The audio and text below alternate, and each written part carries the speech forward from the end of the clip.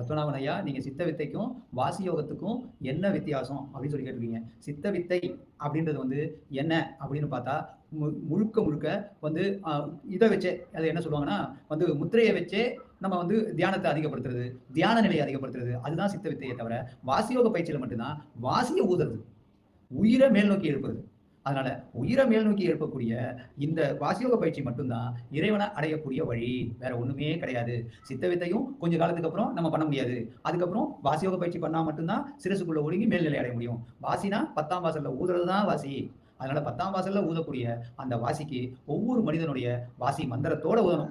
அந்த மந்திரத்தில் இருக்கிற ரிதமுக்கு ஏற்ப ஊதணும். அப்பதான் அது வாசியோக பயிற்சியில மேல்நிலை அடைய முடியும் ஐயா. இது எதுவுமே சித்த வித்தையில கிடையாது ஐயா. சித்த வித்தையில இருக்கிறதெல்லாம் வேற ஐயா. அவங்க ஃபுல்லா தியானத்தின் நிலையை தான் சொல்றாங்க சித்த வித்தையில. ஆனா வாசியோக பயிற்சியை பத்தி சொல்றது இல்லை. வாசியோக பயிற்சியில தான் வாசியோக பயிற்சியை பத்தி சொல்றாங்க. ஏன்னா இது முழுக்க முழுக்க அகத்திய மகான் கண்டுபிடிச்சது தான் இந்த வாசியோக பயிற்சி.